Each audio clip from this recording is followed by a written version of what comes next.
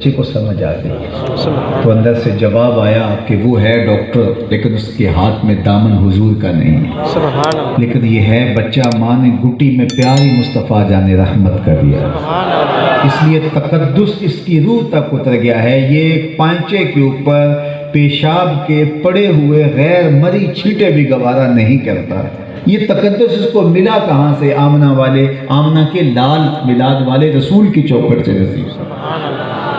تو یہ سارا نور، یہ ساری روشنیاں، یہ سارے اجالے جو حضرت انسان کو ملے ہیں یہ اسی دہلیز سے ملے، اور اگر یہ دہلیز نصیب نہ ہوتی تو آج ہم، میں نے کہا، دھکے کھا رہے ہوتے، ظلمتوں کے مارے ہوئے شخص در بدر ٹھوکریں، آج ہم بھی کسی بت کے چرنوں میں بیٹھے ہوتے، آج بھی ہم اپنے ہاتھ سے بنائے ہوئے مادوں کی پرستش کر رہے ہوتے۔ اللہ اکبر۔ ایک شخص حضور کی خدمت میں حاضر ہوا، ایمان لانے کے بعد عرض گزار ہوتا ہے۔ جاہلیت کے زمانے کی دو باتیں ہیں، ایک یاد آتی ہے تو ہنسی نہیں رکتی، اور ایک یاد آتی ہے تو آنسو نہیں تھمتے۔ پوچھا وہ کون سی باتیں ہیں؟ کہا وہ بات جو یاد آتی ہے تو ہنسی نہیں رکتی، وہ یہ کہ میں ایک لمبی مسافت پہ جانے والا تھا اور سامان سفر باندھا، تو سفری خدا بھی ساتھ ہی سامان میں رکھ لیا، پتھر کا معبود میں نے سامان میں رکھ لیا کہ راستے میں پوجا پاٹ بھی چلتی رہے گی، لیکن جب سامان کی گٹھلی اٹھائی تو وہ کافی بوجھل تھی۔ میں نے سمجھا کہ میں تو اپنے سامان کے بوجھ تلے ہی دب جاؤں گا، تو میں نے وہ اس میں سے جو پتھر کا معبود تھا اس کو نکال کر کے باہر کیا اور آٹا گوندھ کر کے ایک چھوٹا سا معبود میں نے تیار کر لیا، اس کو دھوپ میں رکھ کے خشک بھی کر لیا۔ کیسا خدا ہے جو گیلا بھی ہوتا ہے خشک بھی ہوتا ہے؟ تو کہا کہ میں نے خیر اس کو اپنے ساتھ رکھ لیا اور راستے میں پوجا پاٹ بھی چلتی رہی۔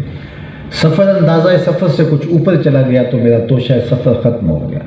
ایک آدھ دن تو میں نے بھوک گوارا کی، لیکن جب انتڑیوں میں بل پڑنے لگے میں مجبور ہو گیا، تو میں نے پھر مجبور ہو کے سامان سے اپنے معبود کو ہی نکالا اور پتھر پہ رکھ کے کوٹا، پھر اس کے اندر پانی ملایا، پھر اس کو گوندا، پھر روٹی پکائی اور کھاتے ہوئے کہا میرے خدا اب کام نہیں آئے گا تو کب آئے گا؟ اب تو بھوک سے میری جان بھی نکل رہی ہے۔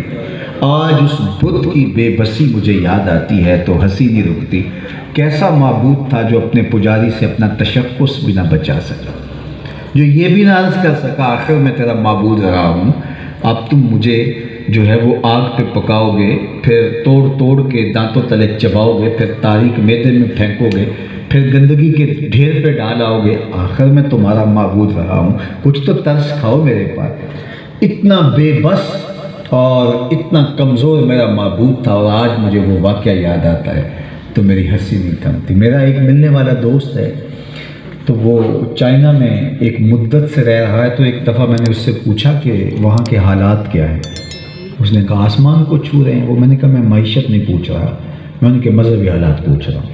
تو اس نے کہا کہ ان کا کثیر طبقہ آج بھی بتوں کو پوجتا ہے، بت مت سے وہ تعلق رکھتے ہیں، تو ان کے ہاں یہ ہے کہ وہ ایک کرنسی جلاتے ہیں بتوں کے سامنے، اور ان کا اعتقاد یہ ہے کہ بت خوش ہو جائیں تو پھر اور زیادہ پیسے ملتے ہیں، تو اپنی اپنی استطاعت کے مطابق وہ بت کے آگے کرنسی جلا رہے ہوتے ہیں۔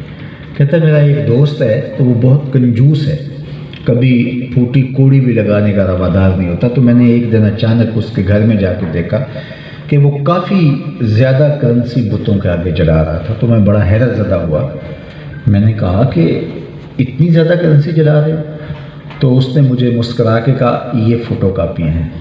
تو میں نے کہا یہ تو اپنے خدا سے دھوکہ کر رہے ہیں۔ اس نے کہا کہ اس کو کوئی پتہ نہیں چلتا اصلی والی یا نقلی والی ہے۔ تو ان بتوں کی بے بسی جاننے کے باوجود بھی ان کی پیشانی کا تقدس پھر بھی وہی پامال ہو رہا ہے۔ تو میں درود نہ پڑھوں محمد عربی پہ، جس کے خدا کی چوکھٹ نصیب فرمائی، حضور کی دہلیز نصیب فرمائی۔ دیکھو معیشت آسمان کو چھو رہی ہے، آج دنیا کا کوئی کونا نہیں جہاں چائنا نہ پہنچ گیا، لیکن باطن کا شعور نصیب نہیں ہوا۔ یہ دولت سے خریدا نہیں جا سکتا، یہ ڈگریوں سے حاصل نہیں ہوتا۔ اور میں اپنی ماں کو بھی سلام کرتا ہوں، آپ بھی اپنی ماں کو سلام کریں جس نے لوری دی محمد عربی کے نام کی۔ سبحان اللہ۔ ہمارے باپ کو سلام۔ اقبال نے کہا تھا نام تو از پدر آموختم، حضور آپ کا نام میں نے اپنے باپ سے سنا تھا، ہمارے باپ نے حضور کا نام سکھایا، ہماری ماں نے دودھ دیتے ہوئے حضور پہ درود پڑھا، آج تقدس ہماری روح میں اترا ہوا ہے۔ ورنہ آج ہم دھکے کھا رہے ہوتے در